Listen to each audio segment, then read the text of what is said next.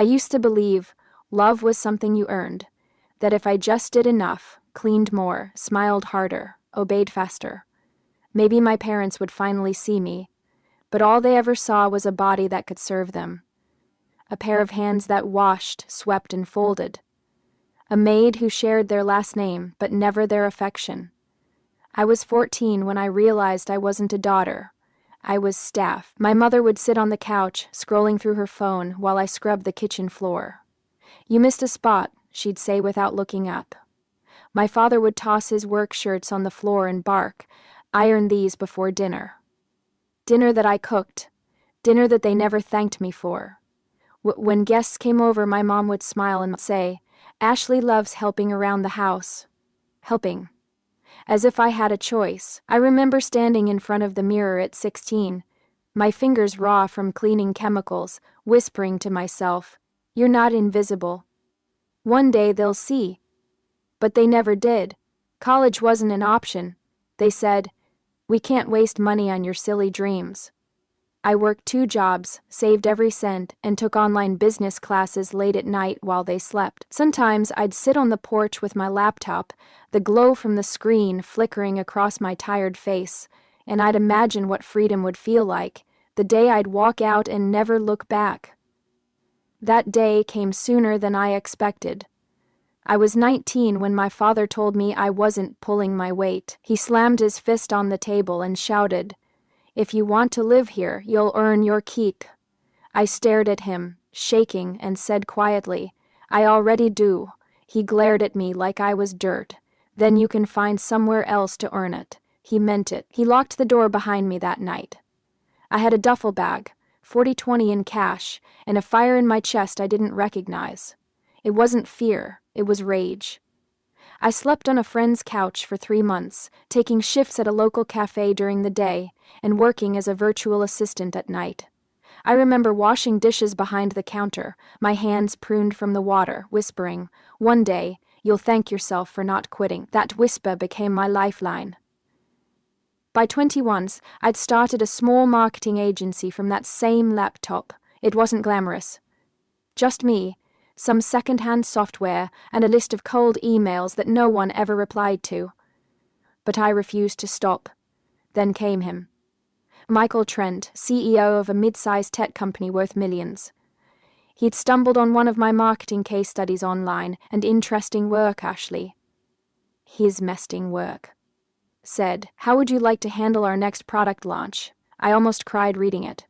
That launch became my first big project. I poured everything into it. Strategy, branding, sleepless nights, a kind of obsession that burned through my veins. 3 months later, sales had tripled. Michael called me to his office. When I walked into that high-rise building, I was wearing the only blazer I owned. My palms were sweating, my throat dry. He stood by the window overlooking the city, turned to me, and smiled. "You did it," he said. "You just secured us a $4 million contract." I froze. "Wait, what?" He laughed. "You heard me. 4 million, you're a genius, Ashley." The room spun. All I could think about was my mother's voice saying, "You'll never make it out there." My father's smirk when he said, "You're just not built for success." Michael extended his hand. "You've got real talent. You should be proud of yourself." And for the first time in my life, I was. That night, I stood in front of the mirror in my small apartment, looking at the woman staring back. Her eyes were tired, but there was something fierce behind them. I whispered again, "You're not invisible anymore." 2 months later, I bought a new house. Not a mansion, just something modest but mine, paid in full. No more cleaning other people's mess, no more begging for approval. But fate has a cruel sense of irony. One evening, my phone rang. The number looked familiar, but I couldn't believe it.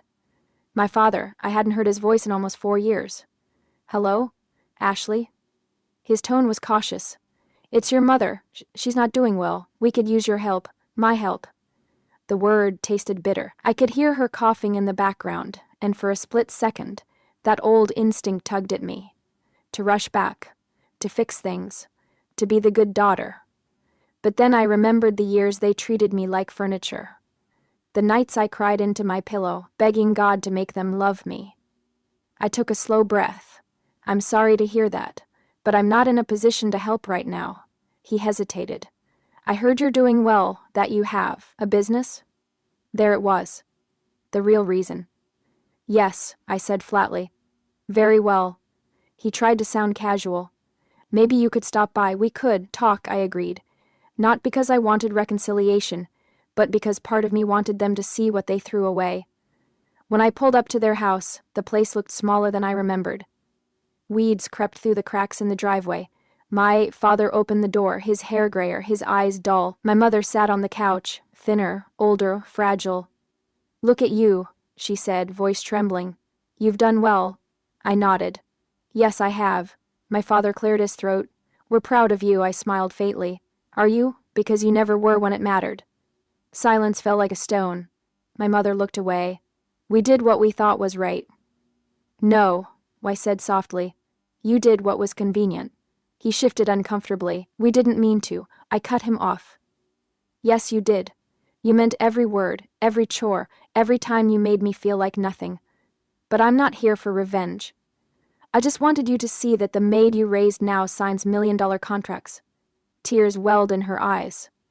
Ashley, please. No, I said, standing. I forgive you. But forgiveness isn't a reunion. As I turned to leave, my father whispered, We were wrong. I looked back at him one last time. I know. Outside, the night air was cold, but it felt clean.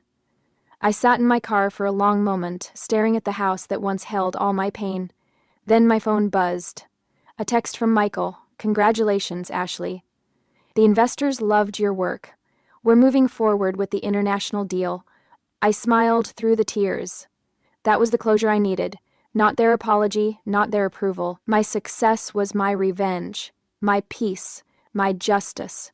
Because sometimes the loudest I told you so is silence, spoken through success so undeniable that even your enemies have no choice but to respect it.